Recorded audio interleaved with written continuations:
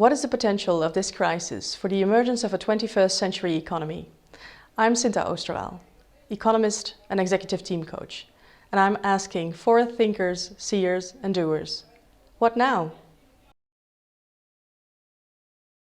Mark, Hi. thank you so much for joining me today. My pleasure. Totally. The pleasure is really mine. So thanks. Mark, you have a background in advertising and you're the founder of Native Circles, which is a vehicle for you to do soul searching and soul sharing of companies, connecting the companies to their nature, their innate nature. Beautiful concept. Thanks. I'm really happy to be speaking to you today. So let me start off with the first question that I have for you.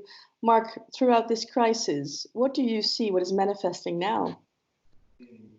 Whoa. Big question. A lot. I can see a lot of waves and different waves, but still heading like in all kinds of direction in a way. Because what you can obviously see emerging is still a lot of fear and a lot of insecurity.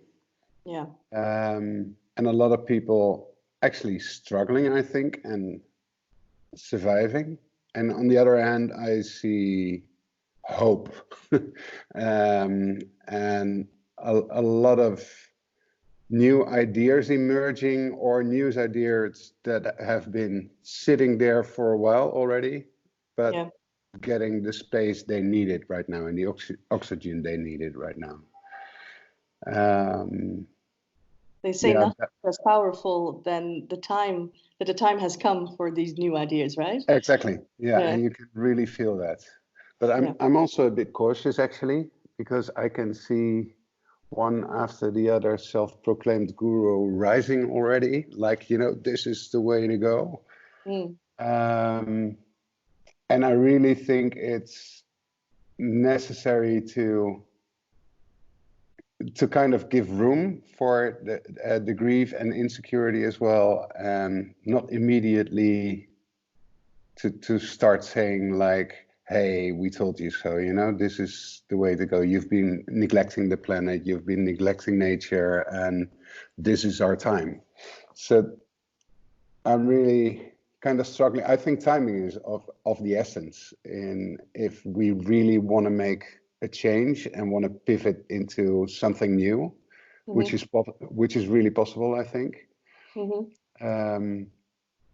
It's really necessary not to be too cocky and too self-righteous, but to be in service of what needs to happen. I feel. How do we create that space to mourn and to let that fear maybe subside? I think in a lot of conversations, like maybe even like these, but I've been last week, or for the last 2 weeks, I've been running from Zoom call to Zoom call almost. And some of them are really heartbreaking, I must say. One of the most heavy ones, I think, was last Friday with 60 founders, entrepreneurs of different companies from all over the globe. But with stories, you know, there are people in New York right now who have to let go of 80 people, and these are all companies and all entrepreneurs who are in there with their heart. So to them, it feels like they're killing their family almost. So it's, you know, these are not like the rational business people who just say, okay, you go now, but they treat them like their family, I think. And it's really heartbreaking to see and hear that. But also really important for like-minded people and for like soulmates to gather together and to share these stories and to share the grief and to share the optimism as well, on the other hand. Do they share the optimism too, the people that you've spoken to last Friday? Yeah, yeah, you can see glimpses of that, but right now most of them are mourning, actually, and we'll probably see in a trajectory of the next couple of weeks that we'll do this every Friday. So probably within each and every space there will be room for other emotions as well and other ideas, probably. Why are you doing this?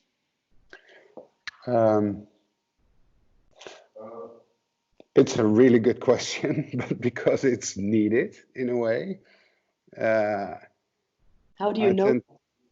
I don't know, actually. I think for the last maybe even 10 years, and it's not really sensible actually, but I've been just diving into stuff where I thought, this is needed, and really trusting my intuition in a way to just dive in and start doing it, because I really do feel it's needed.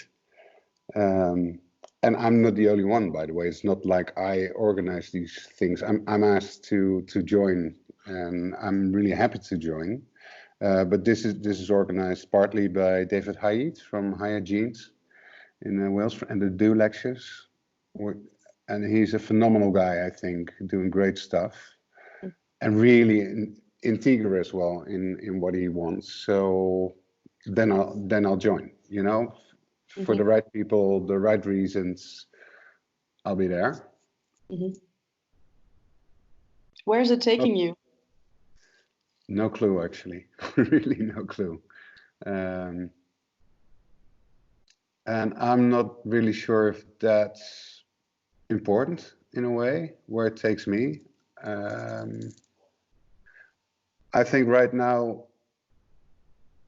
what we really need are kind of the people like yourself, by the way, who connect people, who like weave the different patterns and know the different paradigms and planets and bring them together in a way, because that's where progress happens, I think, in the end. And these are not the people that you'll see on the foreground or on stage probably, or doing keynotes and doing heavy stuff, but doing their work behind the scenes in a way. So the progress is then coming from people connecting to each other. Yeah, I think so.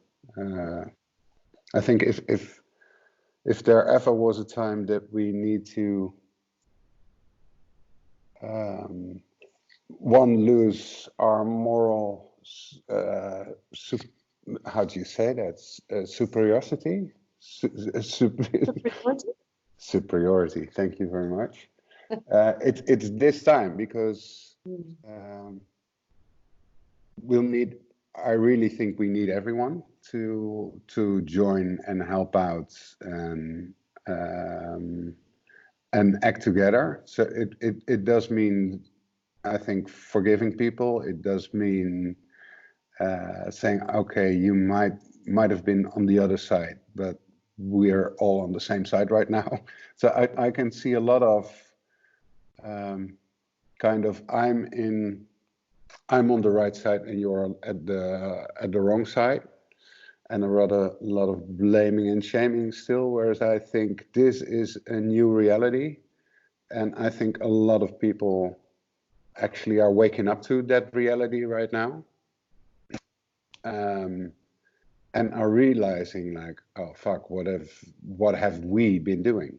The really strange thing about this time, I think, that and about this crisis is every crisis needs like a scapegoat, you know, where we can really point like, they're the enemy.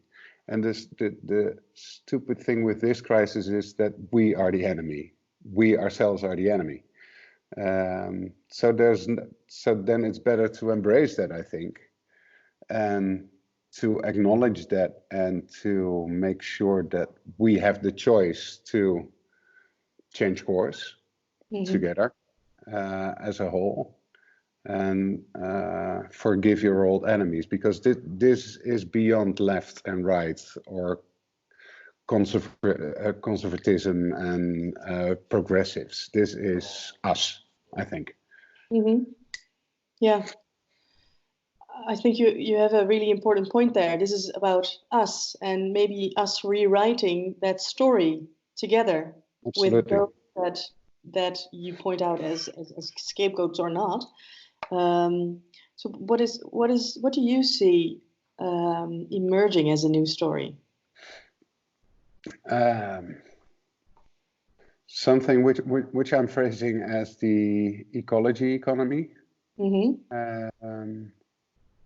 I'm actually trying to set up at the moment. I'm trying to set up an event with scientists, with indigenous leaders, and with some business people, because I'm really interested in the combination of kick-ass science together Mm-hmm. with like really old wisdom. Mm-hmm. Because I really think that the indigenous people will become our teachers over the next period.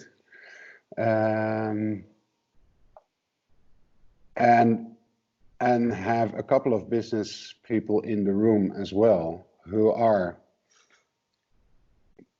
on the progressive side, who are familiar with the edge and being at the forefront, to see what will happen there, because I think a lot of really good ideas could stem from that. And I'm actually convinced that we will move towards an economy which is much more in balance with our planet's capacity in the end to contain that economy. Mm-hmm. We'll have to. If there's one thing that we found out right now, I think it's that we've hit the wall, and this is it. You know, there was an end, and this is the end of the era we've been living in, and we'll have to try and discover and redream and develop a new reality. Mm-hmm. And when you say science, you want to connect science and indigenous wisdom and business together.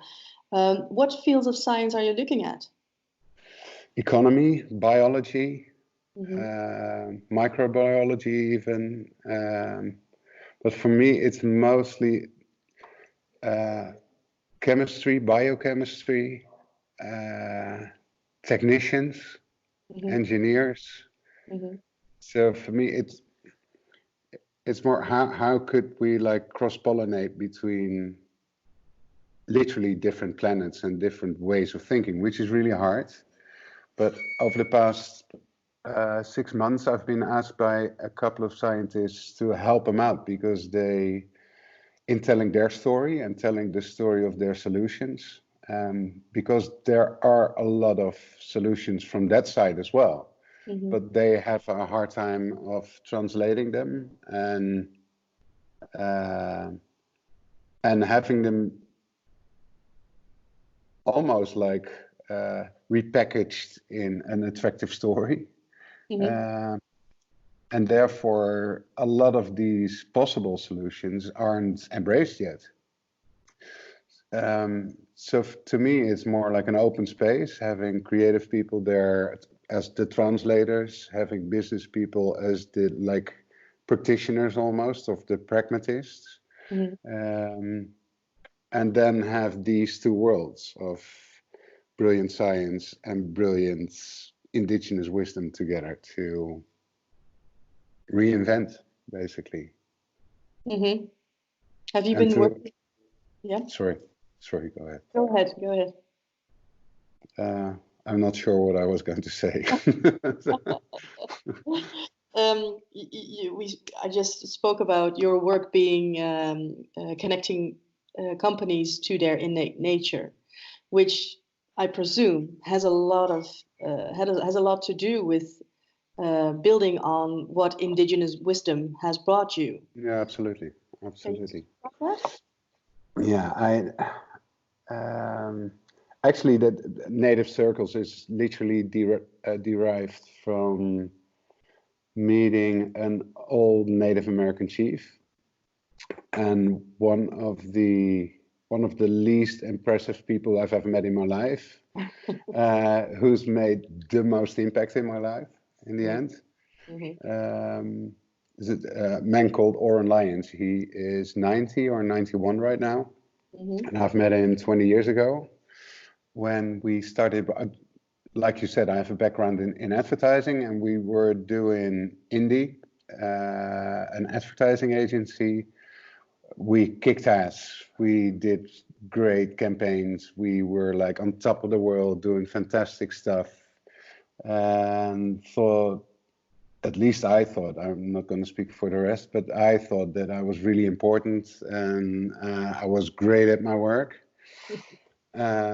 And then the smallest client we ever landed, Ecover, the detergent brand, came in and took me along to a congress in the UK, organized by the Social Venture Network, and one of the speakers was Oren Lyons, and Oren is a Native American chief. He was in his 70s then. The only thing I saw was like an old guy with a ponytail, well, being not impressive at all, like I said, until he took the stage the next morning. I helped him out, actually. I didn't know who he was, but I got to the hotel after a day of conference, and I found this older guy who looked kind of lost, and asked if I could help him, and in the end took him to reception and then to his room, and we just chatted briefly, and I completely forgot about him. And then the next morning he was announced as the next speaker. So he climbed on the stage, and literally after 2 hours of the worst but most impressive presentation I've ever seen, where you could literally feel the energy level change in the room, and you could started looking around to other people like, what the fuck is this? What's happening here? And I could see people thinking the same. What is this? And at the end of his speech, nearly half of the audience walked outside crying, basically. And the interesting thing was the first half hour of his keynote was in his own language. So we didn't get that at all. I mean, we're not Native American speakers, but we completely understood him in a way, so that it was kind of mind-boggling. And I wasn't interested nor working on spirituality or on the environment or whatsoever, but I could really feel him, literally feel him. And after his speech, I just got outside, sat in the sun, and was like pondering, like, what was this? What was happening? And what just happened? And then he came sitting next to me to thank me for the night before, because I helped him. And we chatted for like 15 minutes maybe. And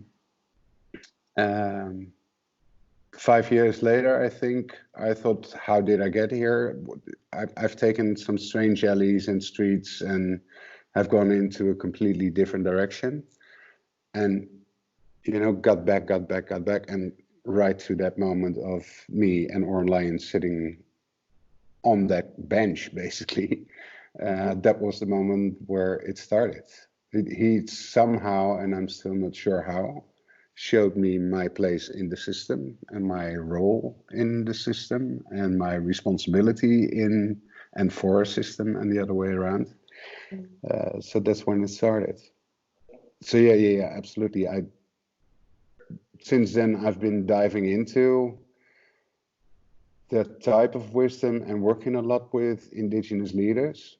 And I think they are an endless source of inspiration, and not in the sense of gurus, but in the sense of real, true wisdom, where to them it's day-to-day business. It's part of life. So it's not spirituality. Yeah, it is, but it's like, part of who you are and what you are, and part of our world and the system. It's just the way it is. And for us, we've kind of separated ourselves from that.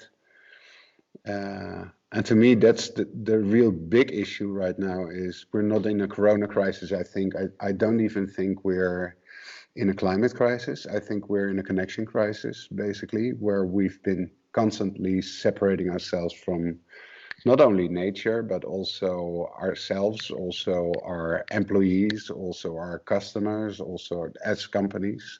We talk about our target audience, we talk about employees. They're human beings, and we should start treating them like that again. So it's much more than only an economic crisis, I think, and certainly much more than a coronavirus. I like that you're saying connection crisis. How would connection look at a business as a business model? I'll have to think of John Mackey from Whole Foods. When I decided to step out of my agency and to start something new in 2011, I took 2 months and traveled through the States and visited Patagonia, Tesla, Whole Foods, Common, a couple of other initiatives where I thought these are at the vanguard of what's happening right now, or what should be happening. And John Mackey, the founder of Whole Foods, speaks about love constantly. Actually, he's quite a hard-nosed, tough businessman on the one hand, but on the other hand, he's one of the most spiritual guys you could ever meet. And literally founded the company based on love as well. So I truly believe that people ask me now when I post stuff, or they ask me, yeah, I completely agree with you. Where should we start? And I think we should start one with ourselves, but the starting point is love, I think. Falling in love again with nature, falling in love again with life itself, and with people around you, whomever they are. That's the starting point of real connection and of true and meaningful ventures in whatever way, whether they're businesses or schools or governments, or and in whatever form that's being paid for. It starts from that realm, I think. And that's something that we completely forgot. I think we all have it inside of us. We all can remember, and it's not even that hard to remember, but a lot of people just don't remember how it is, because they're just bloody stuck in the system we created ourselves. And how has this idea of love as a fundament gone down with the companies that you work with? Do you speak a lot about love when you... No, not necessarily. One of my problems, I have a couple of them. One of my problems is that someone told me that it might be smart to go and reach out to where people are sometimes, because you are so driven and so convinced of a certain route that you're marching already, and then sometimes people will follow you, but sometimes not. But one of the things where I am conscious about the fact that I shouldn't talk a lot about love, and about I do when Decline, it's my son talking about love. There you go. Yeah, exactly. What was I saying? that you decline. No, sorry, that was your son, but that you don't talk about love that often. No, only after I feel that we're in a trusted area, but I don't start off with it. I come in, mostly I come in for communication advice or brand advice, and I end up sitting with the management team and their staff and talking about what drives them and how they can stop putting themselves aside once they step into their role in the company.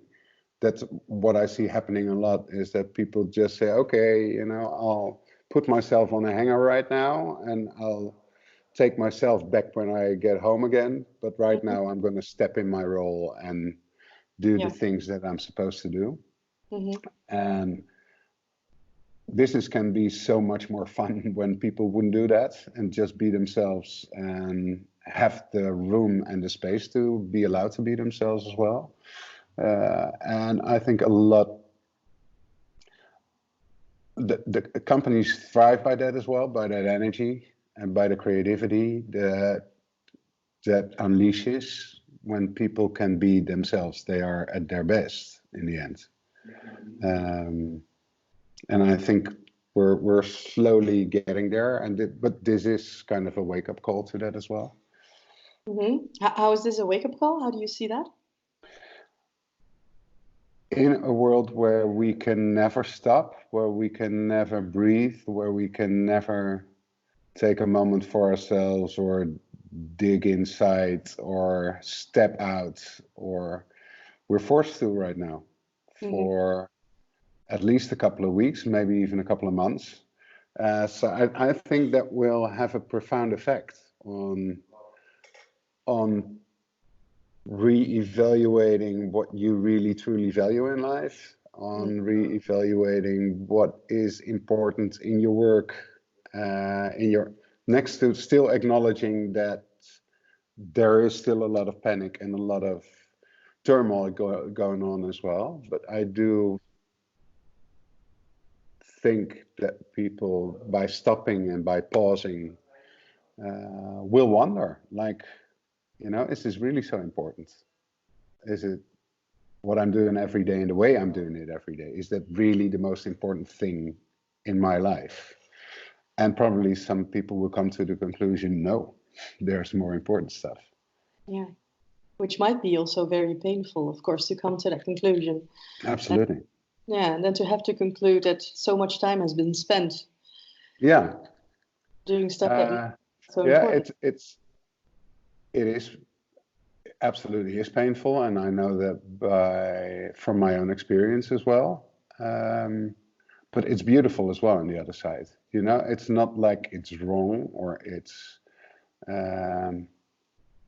but it can be quite painful as well in the sense of how ridiculous you can be, but almost like, you know, like you might see yourself as a kid of 6, or where you do these funny, stupid things. And during your adulthood, I think you do funny, stupid things as well, basically. And maybe you should sometimes get back a bit to that kid of 6 and reimagine and reconnect with that kid again to see who you really are. And yes, that can be painful at times and that can be saddening at times, but it also gives you a huge amount of energy, I think. So your advice would be to be a bit playful with the conclusion that things might, you might want to do things differently. Yeah, absolutely. Yeah, Take care of yourself, be forgiving towards yourself as well in that sense, and start playing again. Yeah. Yeah. Mark, what I'm also getting from our conversation is we spoke about how you would appeal to love when you advise companies, and that you wouldn't do that right away. You would first want to be in a state of trust. From professional, I'm really curious because I feel that this is the time that we were born for, right? This is the time of the transition, and the circumstances are so. This is what we need: the space, the openness, the disruption, even. Still, with a lot of respect for the painful side of this crisis. But there's a space for the creativity that we might need to really change things. Would you now be less hesitant to speak about love and maybe more determined because it's so essential? Yes, I think so, actually. And although I'll still be aware of the fact that I'm more aware of the fact that I should meet people where they are. And I don't mean that in like a progressive or regressive way, but literally where they are, which is from different positions and living from different viewpoints. But I would be more inclined to take them by the hand and to at least show them how wonderful the world can be. Yeah, absolutely. I'm reminded of in psychotherapy we use response. Sorry, I missed that. You just went away for a little bit. Yeah. Which is interesting. In psychotherapy, I'm an economist and I'm also a coach. So I sometimes I sometimes use therapeutic intervention methods. But we speak about healing responses. And I'm reminded of this because you were speaking about how painful it can be to do the reflection in these days, and then to come up with the answer of no, what I do is maybe not so important, or not so important to me anymore, and I should do things differently. And I'm assuming that we'll have quite a job to do with a lot of our clients in the next, well, I don't know, months and years to come. Absolutely. To provide them maybe with this healing response, because the healing, and this might be a very might be a mind stretch to make to put a healing into a context of business, but still, I think you really no, absolutely not. Yeah. The healing is quite necessary, I guess, in a time to come. So we as professionals need to embrace the fact that we are healers too.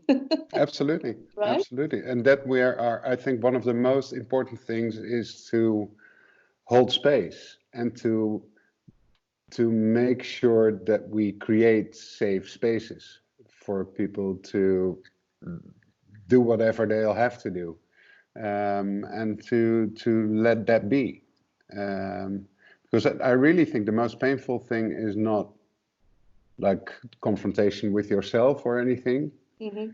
It is knowing you want to do something differently, but you just don't have a clue what's next or how or even why. Maybe the why still, but for the rest you really don't have a freaking clue of what to do. So it's this vulnerability and this insecurity for people who've always known what to do and being in control, and suddenly losing that, which is the most painful, I think. Yeah. Most frightening, maybe. Absolutely. Yeah, absolutely. So is that actually what you're facilitating with these Friday meetings with these companies globally? Is it actually a holding space? Yeah, I think so. Yeah, absolutely. One of the, at the time I didn't think so. I actually got really crossed at him, but my former partner in the advertising agency, I think 2 or 3 years after I left, we had a coffee, and he said, now I know what is lacking with the agency, that now you're gone and I see what is missing.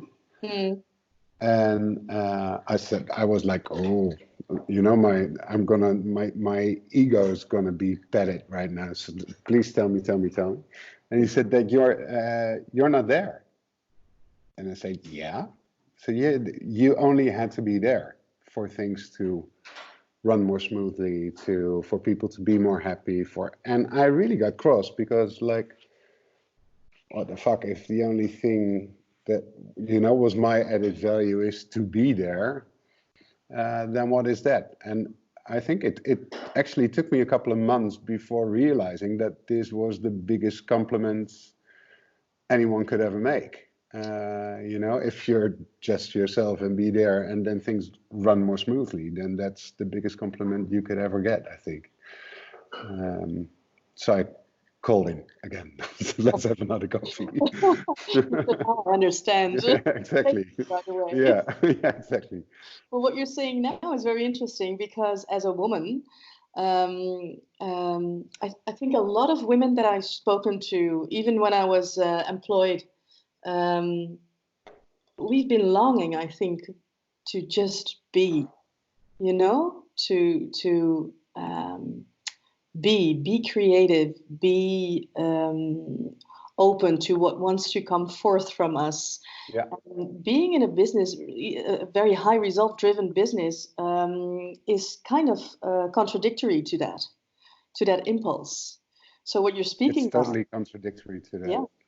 Yeah. And that's also, I think, the dilemma and the pain we were discussing previously, is because also these, whether male or female, but we're all moving from that kind of male war zone, which is really rational and hard and tough. And you've got to beat your competition and do stuff and get things done.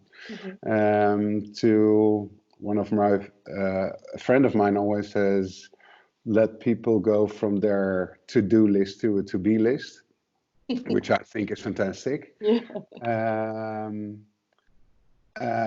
Because I think that's really what's needed at the moment, which is a more feminine type of energy.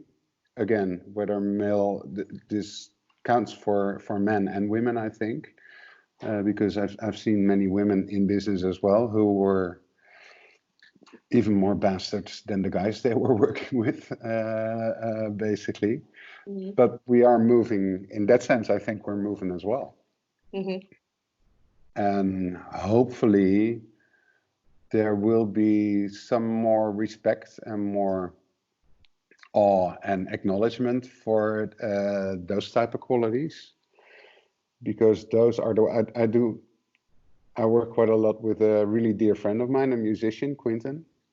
He's not only a musician but a really wise guy as well, but this is his forte, holding space. Whenever he is there and starts doing the work, whether it's through an instrument or through talking or through whatever, it's safe. And people, without even knowing, know it. And that's beautiful, I think. Yeah. Yeah. I always tend to get a bit quiet during these conversations when it comes to such truth. Because we speak about holding space, and the concept of holding space is quite essential, but also we're placing it in a context of business, which is quite a bold move to make, I think. But the time is really now, I feel. Well, even bolder, I think holding space has never been so relevant as right now, not even within business, but on a global scale even. I think we are actually, there is a space now. It's, will we be able to make that a safe space and hold that space? Or will we go with the panic and the fear and get back to our reflexes again and move into old habits? I think that's literally the crossroad that we're on right now. Yeah. Yeah, and I really feel that with the quality of holding this space, we might actually create something different. Absolutely. As a 21st century economy, it will definitely be very different. Yeah, totally. We're going to do an experiment this year. The 22nd of April is Earth Day. And at the Horneboeg, which is an estate I work with in Hilversum. Once a year we have Earth Day. Last year we tried it for the first time, and we're absolutely going to do it every year. And this year, obviously, we won't be having 150 people together, but we're going to try and do an experiment. And I'm not even sure whether we'll succeed in doing so, in getting the people together. But what I really want to try and see if we can find an indigenous leader from every continent. Ask them to do the same ceremony at the same time. We're not going to do it online. We're going to do it completely offline and try and do it energetically. So we'll have to think of some sort of small ceremony or ritual which all the participants can do at home or wherever they are at that exact moment as well, and see what happens. But I mean, that's going to be a big practice in holding space. Yeah, well, I can see it happening when you ask all these indigenous tribe leaders or wisdom keepers.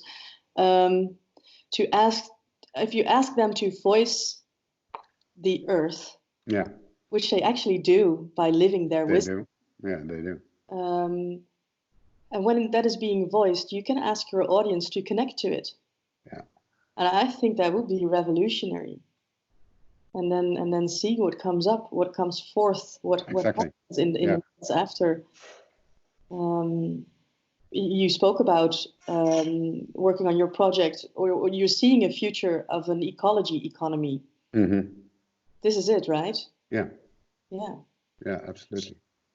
So there you go. Beautiful experiment. Yeah, it is. Let's hope that we'll pull it off as well. Let's first see whether we'll succeed in doing so. You will. Yeah. Another example of holding space right now is an initiative that was started by an English friend of mine, Dan Burgess, in the UK, as a small experiment, and we're doing it together now, actually, is Friday Future Love, is to hold the space of the Fridays. Because I can see a lot of people, it's so radical to make the choice to only start working on climate and on these type of things when you're in a normal job. But I can sense and hear many people wanting to contribute. So this is a way of kind of risk-free stepping into that space and starting to work on it every Friday by habit, which still means that 20% of your professional time will be spent on climate issues and on planetary issues, where I think if we could get 1 million or maybe even 10 million people to spend every Friday to work on this, I think that, well, we can't even fathom or think of what could happen then. So it is, I think, experiments like these where you get a growing number of people doing really small things, but collaborating instead of being in competition with each other and working on the same thing, and really doing our Earth shot in that sense. I really think, well, if Corona shows us one thing, is that we can change radically, even from our behaviors, even from our patterns. I mean, that's painful as well, but we do. And I think the same type of urgency is required to make that shift and make our own home planet a healthy planet again. Yeah. Well, Wonderful. It's such a shame that because we did meet in real life, but we didn't actually have a proper conversation, did we, last time? No, we didn't. That's one of the things I'm really looking forward to after this containment and confinement. To do walks again and talk to people in real life. Yeah. I agree. Yeah, me too. Definitely. Yet, for me, this happening was a driving force to really reach out to people, to finally make that connection, and then ask people, do you want to connect with me too? And so for me, this has been a gift in that sense. It's a great idea. Really a great idea. Thank you. And you're given as well. It's your gift as well. So thank you. So I think that's one of the. I think last year I was asked to do a piece on. I'm in the advisory board of B Corp, and to do a piece on B Corp, write something on B Corp. And I thought, and I still think that it's the paradigm is going to shift from winner takes all to winner takes care. And that's actually the beauty of what you do as well, is you literally care for what you do and take care for the things you love. And I think that's where it all should start. If we all start doing that, then it would be a different world, wouldn't it? Yeah, I think so. And I hope that the people that are listening to our conversation feel touched by these words and inspired to take action on that. I really hope. Yeah. Hopefully, but yeah, not even hopefully. They are or they aren't, or they are now or they will be in their due time. Yeah. So it's fine what they take out of it. The only thing I hope that if they take something out of it, that they'll do it from where their heart is and what they believe in and how they feel and what they take care for, and not necessarily run after whomever with some new theory or some new direction or some new spiritual wave to follow. Yeah. It's in them. It's in them. Yeah. So if it would be great if they would start following themselves, I think. Well, their audience, then here's your calling. Yeah, exactly. Follow yourself. Follow yourselves and go together. Yeah, definitely. Thank you, Mark, for speaking to me today. This was a profound conversation. Thank you so much. Thank you very much. Bye-bye. Bye-bye. See you.